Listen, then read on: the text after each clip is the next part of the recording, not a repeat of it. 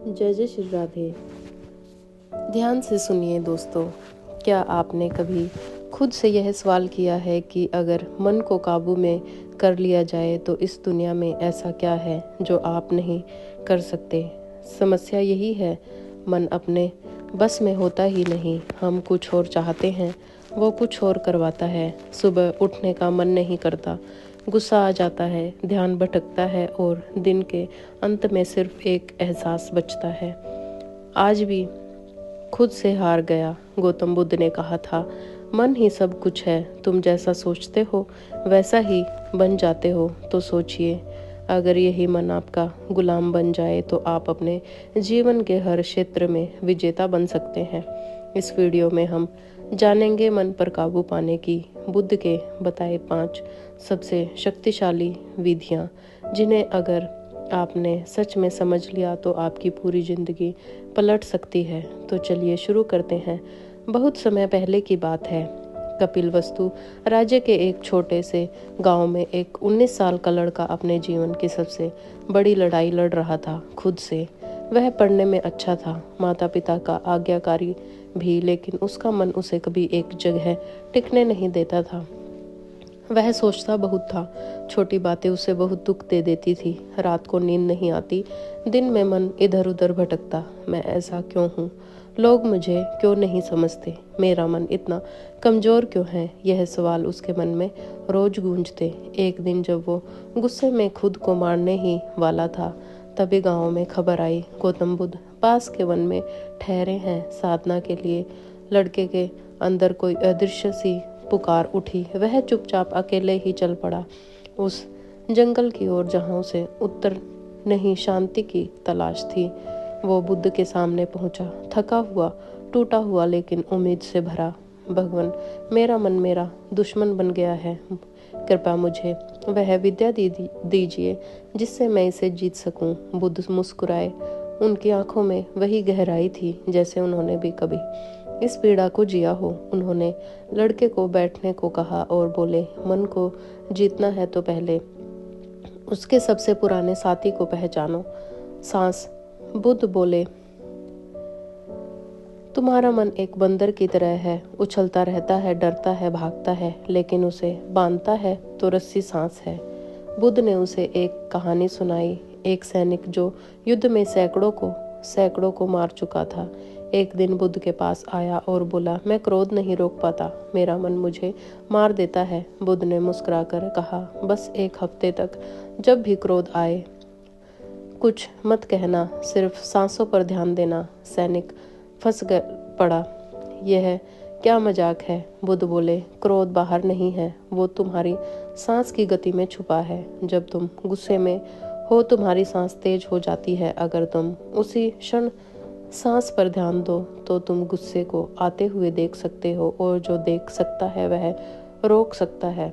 जब तुम सिर्फ 2 मिनट अपनी आंखें बंद कर सांसों को महसूस करते हो, तब पहली बार तुम्हारा मन रुकता है। न अतीत न भविष्य, बस अभी का एहसास। यह कोई साधारण क्रिया नहीं है, यह मन पर पहला विजय पताका है। मन भागता है लेकिन सांस उसे खींचकर वापस लाती है। हर गहराई सांस के साथ विचार धीमे होते हैं, शोर कम होता है और तुम अपने करीब आने लगते हो। लड़के ने पहली बार अपनी सांसों को महसूस किया, आंखें बंद की और 5 मिनट तक कुछ नहीं किया, सिर्फ सांस ली और छोड़ी। उसे महसूस किया, मन कुछ कहने की कोशिश कर रहा था, लेकिन आवाज़ कमज़ोर पड़ रही थी, जैसे पहली बार वह खुद को सुन पा रहा हो। दोस्तों, यही थी पहली शक्ति, सांसों के माध्यम से मन को वश में करने की विद्या। तांत्रिक उपाय नहीं, कोई चमत्कार नहीं, बस जागृति, क्योंकि जिससे अपनी सांसों को साध लिया उसे अपनी दुनिया को थाम लिया। अब अगली कड़ी में जानेंगे मन को स्थिर रखने की दूसरी अमोघ विद्या, एक ऐसी साधना जिससे तुम अपने विचारों को सिर्फ सुन नहीं पाओगे बल्कि उन्हें देख भी पाओगे, जैसे एक दर्शक। लेकिन यह तो सिर्फ शुरुआत थी। सांस पर ध्यान देने से लड़के को पहली बार अपने मन की चाल समझ में आने लगती थी। अब वो थोड़ा शांत था, थोड़ा सजग, पर युद्ध अभी बाकी था। अगली सुबह जैसे ही सूरज की पहली किरण जंगल के पेड़ों से टकराई, लड़का फिर बुद्ध के पास पहुंचा। उसकी आंखों में अब भी सवाल थे। दूसरी विधि, लक्ष्य निर्धारण। बुद्ध ने उसे पास बिठाया और पूछा, बताओ बालक, तुम इस जंगल में क्यों आए हो? लड़का बोला, शांति पाने, खुद को समझने। बुद्ध ने पूछा, लेकिन शांति कैसी? कैसी समझ? कहाँ पहुँचना है अंत में? लड़का चुप हो गया। बुद्ध बोले, यही तो है समस्या। जब मन को दिशा नहीं मिलती तब वह भटकता है। जैसे बिना तीर निशाने पर नहीं लगता, वैसे ही बिना क्षण लक्ष्य मन कहीं नहीं ठहरता। उन्होंने एक लकड़ी उठाई, जमीन पर रेखा खींची और बोले, कल्पना करो, यह रेखा तुम्हारा जीवन है। अब बताओ, इसका अंत कहाँ है? क्या तुम जानते हो कि तुम्हें अपने जीवन से क्या चाहिए? लड़का धीरे से बोला, नहीं। बुद्ध बोले, यही कारण है कि तुम्हारा मन भागता है। उसे महसूस ही नहीं कि उसकी मंजिल क्या है। लक्ष्य बनाओ, थोड़ा हो या बड़ा, पर हो स्पष्ट। जैसे अगर तुम कहते हो कि मुझे बेहतर बनना है, तो यह बहुत धुंधला है। लेकिन अगर तुम कहते हो कि मैं हर दिन सुबह उठकर ध्यान करूंगा, या मैं महीने में एक बार किसी की मदद करूंगा, तो मन समझता है कि उसे क्या करना है। बुद्ध ने आगे कहा, लक्ष्य तुम्हें खींचना है तो तुम्हारे भीतर आग जलाना है। हर दिन तुम्हें याद दिलाता है कि तुम क्यों जिंदा हो, तुम्हें कहाँ जाना है। लड़का अब थोड़ी देर तक मौन रहा, फिर बोला, मैं अभी लक्ष्य बना सकता हूँ? बुद्ध बोले, अभी मैं इसी क्षण। जैसे ही तुम अपने जीवन को कोई अर्थ देते हो, मन अपने आप शांत होने लगता है।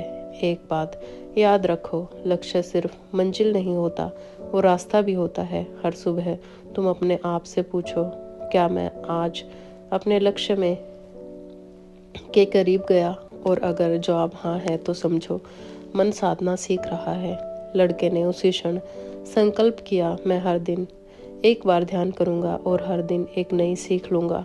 बुद्ध मुस्कुराए। अब उस बालक का मन पहले से अधिक शांत था, क्योंकि उसे अब सिर्फ सांस ही नहीं मिली थी, बल्कि एक दिशा भी मिल गई थी। दूसरी विधि, लक्ष्य निर्धारण, अब उसका जीवन का हिस्सा बन चुकी थी। तीसरी विधि, समय प्रबंधन, अब लड़के का मन थोड़ा स्थिर हो गया। हर सुबह वह ध्यान करता, अपनी डायरी में कुछ लिखता। उसे अब समझ आने लगता था कि मन को दिशा देकर चलाया जा सकता है। लेकिन कुछ ही दिनों में फिर वही हुआ। उसका मन फिर से भटकने लगा। कभी देर तक सोता, कभी ध्यान करना भूल जाता, कभी लिखना छोड़ देता, और फिर वही पछतावा, वही अशांति। वो भागता हुआ बुद्ध के पास आया और बोला, भगवान, मैं फिर से हार रहा हूँ। मैं कोशिश तो करता हूँ, पर पता नहीं कब समय निकल जाता है, मैं समझ नहीं पा रहा हूँ। बुद्ध ने उसकी आंखों में देखा और शांत स्वर में बोले, समय से बड़ा कोई शिक्षक नहीं, लेकिन वही उसे बड़ा शत्रु ही बन सकता है अगर तुम उसके साथ चलना नहीं सीखते। तीसरी विधि, समय प्रबंधन। बुद्ध उसे एक तालाब के पास ले गए। सूरज की रोशनी पानी पर चमक रही थी। उन्होंने एक पत्थर उठाया और बोले, इस पत्थर को ले जाकर तालाब के बीच फेंको। लड़का दौड़ कर गया और पत्थर फेंका। पानी में गहरे लहरें बनी और फिर धीरे सब शांत हो गया। बुद्ध बोले, देखा, यह पत्थर तुम्हारे दिन का एक क्षण था।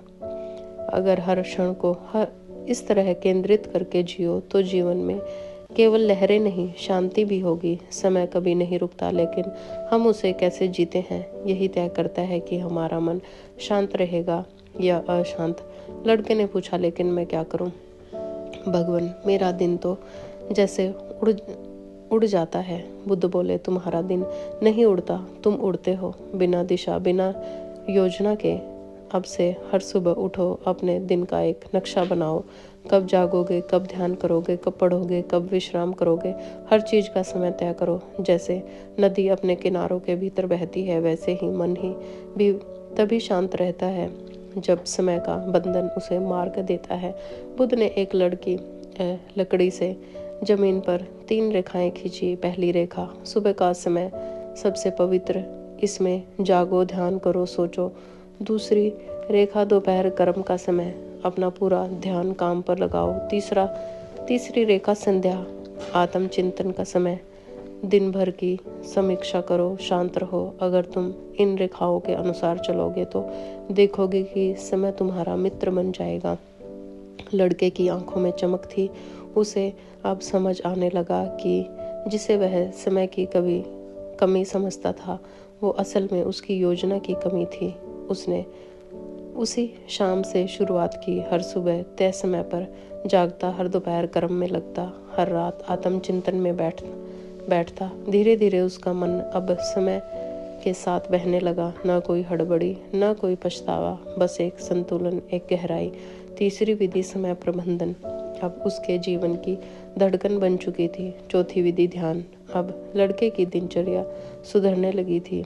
हर दिन वह समय पर जागता, ध्यान करता, लक्ष्य की ओर बढ़ता और अपने आप का, समय का आदर करता। लेकिन एक प्रश्न अभी भी बाकी था।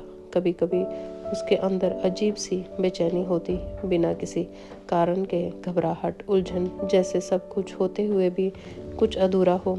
वो फिर से बुद्ध के पास गया, आंखें झुकी हुई, मन भरा हुआ। बोला, भगवान, मैं सब कुछ कह रहा हूँ लेकिन अंदर से शांति नहीं मिल रही। कभी कभी ऐसा लगता है कि जैसे मैं खुद से ही दूर होता जा रहा हूँ। बुद्ध मुस्कुराए, उन्होंने अपने पास बैठाया और धीरे से बोले, अब समय है चौथी विधि का ध्यान, जहाँ तुम खुद से फिर मिलोगे, अपने भीतर उतरोगे। तो लड़के को एक शांत पहाड़ी पर ले गए। चारों ओर सिर्फ हवा, पत्तों की सरसराहट और एक गहराई। बुद्ध बोले, यहाँ बैठो, आंखें बंद करो और सिर्फ अपनी सांसों को महसूस करो। लड़का बैठ गया, आंखें बंद की, भीतर जाने की कोशिश करने लगा। पहली बार जब वह बैठा तो मन दौड़ने लगा। कोई पुरानी याद, कोई डर, कोई पछतावा, सब सामने आने लगा। उसका शरीर तो वही था लेकिन मन चारों ओर भटक रहा था। थोड़ी देर बाद वह आंखें खोल बैठा और बोला, मैं नहीं कर पा रहा हूँ भगवान, मेरा मन तो और भी अशांत हो गया है। बुद्ध बोले, यही तो है ध्यान की शुरुआत। जब तुम पहली बार भीतर देखते हो तो वही सब दिखता है जिससे तुम भागते हुए आए हो। लेकिन भागना मत, देखो, बस देखो। जैसे कोई नदी किनारे बैठकर जलधारा देखता है, वैसे ही अपने विचारों को बहते देखो। ध्यान कोई काम नहीं है, यह होना है। यह कोई क्रिया नहीं है, यह स्थिति है। जब तुम बैठते हो और सांसों को देखते हो तो तुम मन के शोर से परे जाने लगते हो। धीरे धीरे वह शोर धीमा होता है और फिर मौन उतरता है। लड़का हर दिन बैठने लगा, कभी 10 मिनट, कभी 15। शुरुआत में असहजता हुई, बेचैनी हुई, लेकिन कुछ ही दिनों में एक मौन, एक ठहराव भीतर उतरने लगा। उसने महसूस किया कि जिस शांति को वह बाहर ढूंढ रहा था वो उसके भीतर ही थी। बस उसे सुनने की कला चाहिए थी, ध्यान की कला। बुद्ध ने एक दिन उससे पूछा, अब कैसा लगता है? लड़का मुस्कुराया और बोला, अब पहली बार खुद को महसूस कर पा रहा हूँ। बुद्ध बोले, यही है ध्यान, जब तुम जान जाते हो कि तुम वो नहीं जो सोचते हो, तुम वो हो जो सोच को देख रहा है। और जब तुम देख पाते हो तब डर, क्रोध, चिंता सब पर विजय पा सकते हो। चौथी विधि ध्यान अब उसके जीवन की आत्मा बन चुकी थी। अब वह सिर्फ सांस नहीं लेता था, वह हर सांस को जीता था।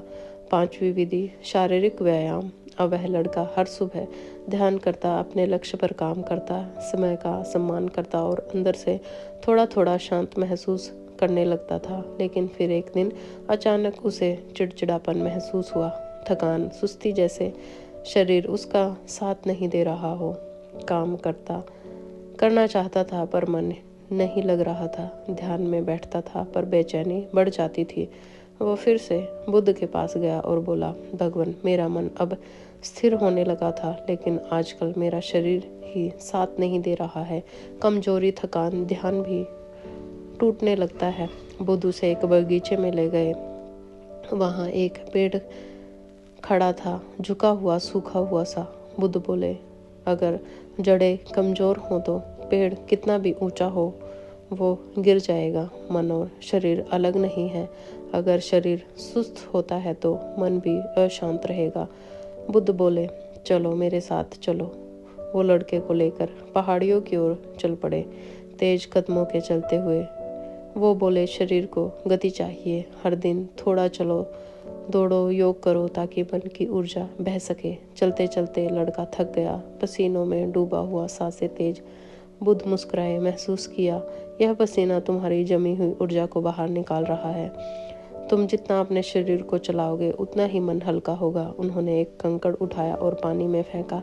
देखो, जैसे यह पत्थर पानी में गिरते ही हलचल मचा रहा है, वैसे ही व्यायाम शरीर के भीतर हलचल लाता है, जो अंदर की बासी ऊर्जा को बाहर निकाल देता है। बुद्ध ने कहा, हर सुबह सूर्य नमस्कार करो, थोड़ा चलो, गहरी सांस लो, खुले में जाओ, शरीर को हिलाओ।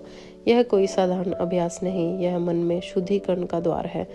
जब शरीर थकता है तो मन शांत हो जाता है। लड़का रोज सुबह उठने लगा, पहाड़ों की पगडंडियों पर चलना, सूरज को नमन करना, शरीर को लय में लाना। धीरे धीरे उसका मन और शरीर एक ताल में बहने लगा। अब न वह जल्दी उठ थकता ही और न ही मन भटकता।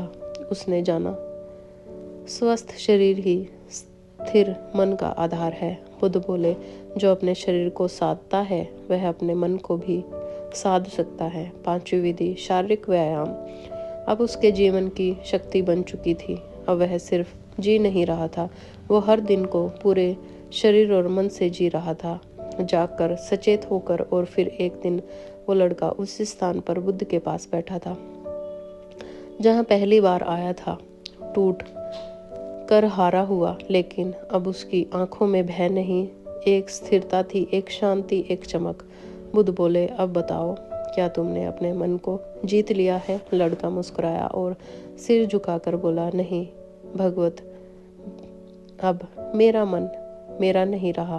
अब वह बस एक साक्षी है, एक साथी है। बुद्ध ने कहा, यही है उसकी विजय, जब मन तुम्हारे अधीन नहीं बल्कि तुम्हारे साथ हो जाता है। तो दोस्तों, यह थी बुद्ध की बताई मन को काबू करने की 5 सबसे शक्तिशाली विधियाँ। अगर यह वीडियो आपको पसंद आई हो तो लाइक करो, शेयर करो और ऐसे ही दिमाग खोल देने वाली वीडियोस सबसे पहले पाने के लिए चैनल को सब्सक्राइब